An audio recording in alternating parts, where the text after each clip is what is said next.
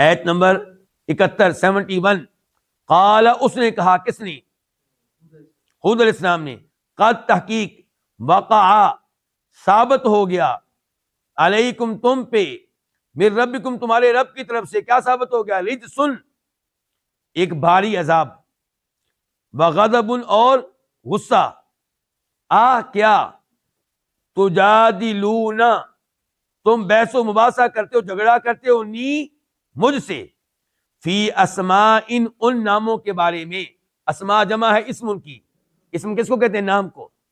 تم مجھ سے جھگڑا کرتے ہو ان ناموں کے بارے میں، سمیتموہا جو تم نے رکھے ہیں، انتم تم نے، وآباؤکم اور تمہارے باپ دادا نے، ما نزل اللہ اللہ نے نہیں اتاری، بہا جن کے متعلق، جن کے بارے میں، من سلطان کسی قسم کی کوئی دلیل، فانتظروا پس تم انتظار کرو، انی بے شک میں، معکم تمہارے ساتھ، من المنتظرین انتظار کرنے والوں میں سے ہوں۔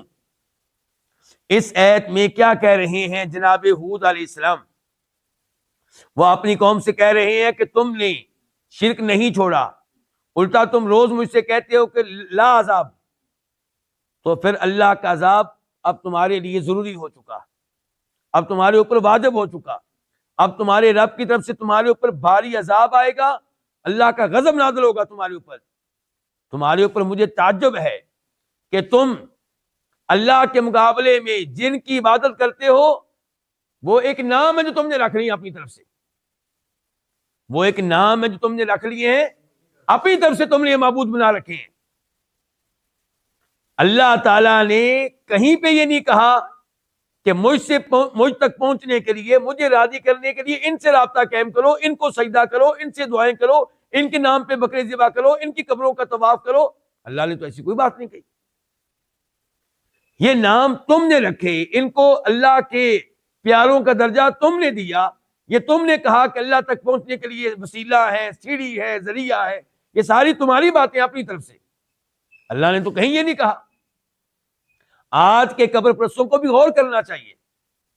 جتنا مقام انہوں نے دے رکھا ہے کئی شخصیات کو، تو اگر ان کا مقام و مرتبہ اتنا بڑا ہوتا، اللہ ان کے بارے میں قرآن نازل کرتا، اللہ کہتا کہ ان کی قبروں پہ جانا، ان کے مزاروں پہ جانا، ان کے درباروں پہ جانا، ان کے نام پہ بکرے ذبح کرنا، پھر میں راضی ہو جاؤں گا، میں تمہاری دعائیں سن لوں گا۔ پھر اللہ ہمیشہ قرآن میں یہ کہتے ہیں، اللہ کے نبی ہمیشہ کہتے ہیں، ڈائریکٹ اللہ سے رابطہ قائم کرو، ڈائریکٹ اللہ سے مانگو۔ قرآن کریم میں انبیاء کرام کی دعائیں موجود ہیں، علیہ الصلوۃ والسلام ڈائریکٹ اللہ سے مانگتے تھے۔ تو یہاں پہ کہتے ہیں حود علیہ السلام، اللہ نے ان شخصیات کے متعلق جو تم نے خود ہی مقرر کر لی ہے، کوئی دلیل نہیں اتاری، اللہ نے کہیں نہیں کہا کہ ان کی عبادت کرو، ان سے دعائیں کرو، ان کے نام پہ بکرے ذبح کرو۔ تم انتظار کرو اب اللہ کے عذاب کا، اور میں بھی انتظار کر رہا ہوں۔